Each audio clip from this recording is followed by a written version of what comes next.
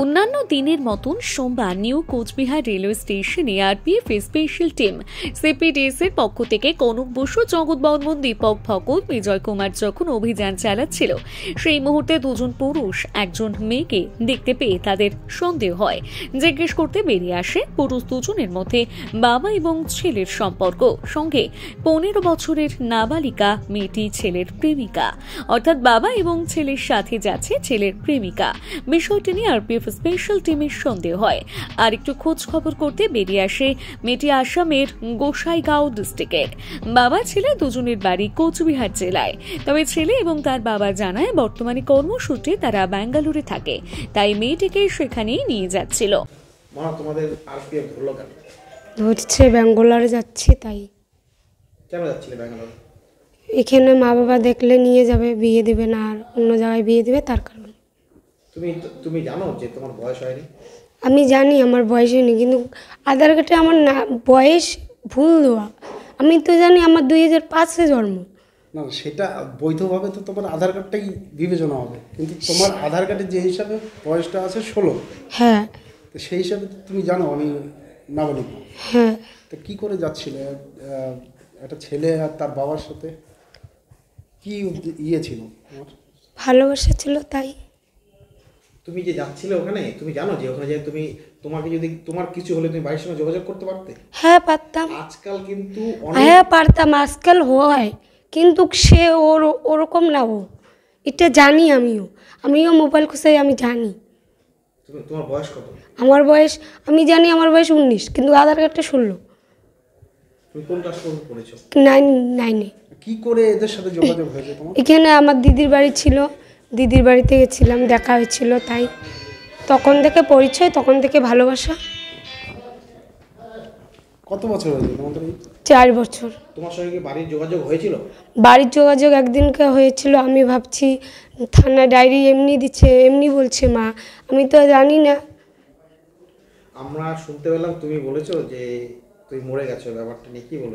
আমি বলছি যে আমার সাথে আর কোনো যোগাযোগ করো না, বলে দিও যে আমি তোমার তো 2টো বেটি আছে, একটা বলো যে মরে গেছে আর একটা আছে, এটাই বলছি। আমি চাই না যে আমার মা বাবার সাথে দেখা করি, কারণ আমার মা বাবা চায় না আমাকে এই ছেলের সাথে বিয়ে দিতে। আমার বাবা অন্য ছেলের সাথে বিয়ে ঠিক করছে। তোমার নাম? সাধনা রায়। বাড়ি গোসাইগাঁও। ও আসছে, ওর জন্য ধরছে। ব্যাঙ্গালোরে নিয়ে যাইতেছিলাম ওর জন্য। কে কে যাচ্ছিল? বাবা, আমি আর ও। একটা যে ওদের বাড়ি থেকে কেস করেছে তুমি জানতে? না, ওটা জানতাম না, আমি জানতাম না। কতদিন থেকে প্রেম করতে? 3 বছর পার হয়ে গেছে। ওদের বাড়ির থেকে একটা কেস ডায়েরি ছিল, মিসিং ডায়েরি, গোসাইগাঁও থানায়, যে ওনাদের মেয়ে হারিয়ে গেছে বা নিয়ে গেছে কেউ। তো এই বিষয়টা জানার পরেও তুমি আর তোমার বাবা মেয়েটাকে নিয়ে যাচ্ছিলে ব্যাঙ্গালোর, কি উদ্দেশ্য ছিল? কি নিয়ে যেতাম ওই জায়গায় 1 বছর 6 মাস থেকে চলে আসতাম, আবার এসে বিয়ে করে নিতাম। তুমি জানো মেয়ের বয়স যে 16 বছর নাবালিকা? ওর মেয়ের বয়স তো 16 বছর, তা সত্ত্বেও যে ওর বাবা মা বিয়ে দিতে চাইছে। তুমি কি কাজ করতে? আমি দোকানে কাজ করি। তোমার নাম? প্রসেনজিৎ রয়। হাড়িভাঙায়, জেলার হাড়িভাঙায়। এখন থাকো কোথায়? এখন ব্যাঙ্গালোরে থাকি। কি বলবেন এই ব্যাপারে? তো সবার আগে আমি এখানকার আরপিএফকে ধন্যবাদ জানাবো। তারপরে যেটা ওরা শুরু করছিল আমার বোন আজকে 9 তারিখ, জানুয়ারির 9 তারিখে 2024-এ ঘরের থেকে বলছিল আমি জ্যাকেট কিনতে যাব। তো জ্যাকেট কিনা যাওয়ার কথা বলে এটা মিসিং হয়ে গেছিলো। মিসিং হওয়ার পরে আমরা রাতের বেলা খবর নেই। তো খবর নেওয়ার পরে আমরা ঠিকঠাক জানি না, পরে আস্তে আস্তে খবর নিয়ে শুনি যে এই দিন একটা সেটের একটা ছেলে নিয়ে আসছে। ওকে নিয়ে আসার পরে তারপরে আমরা আমাদের থানার ওইখানে গোসাইগাঁও থানার ওইখানে যোগাযোগ করে লোকেশন ট্র্যাক করি, কিন্তু তাও ধরা পড়ে নেই। তো আজকে অনেক দিন পরে এরকম এখানে পাইলাম।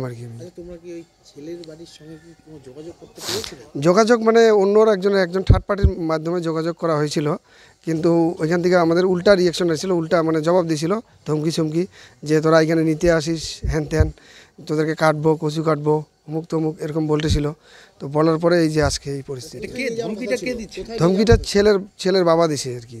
কোথায় নিয়ে যাওয়ার কথা ছিল? কোথায় এটা তো আমি সঠিক জানি না, কিন্তু এখানে এসে আমি জানলাম যে ব্যাঙ্গালোরে যেতেছিল। আর তোমার বোন কদিন আগে নিখোঁজ হয়ে মানে পড়ছিল কদিন জানুয়ারি 9 তারিখ 2024 মঙ্গলবার। কি এই বিষয়ে আসামের কোনো ডায়েরি ফাইরি করেছিল? হ্যাঁ, ওইখানকার থানায় আমরা এফআইআর দিছি, যার মাধ্যমে আজকে এখানে আসছি আমরা। তোমার কি মনে হয়?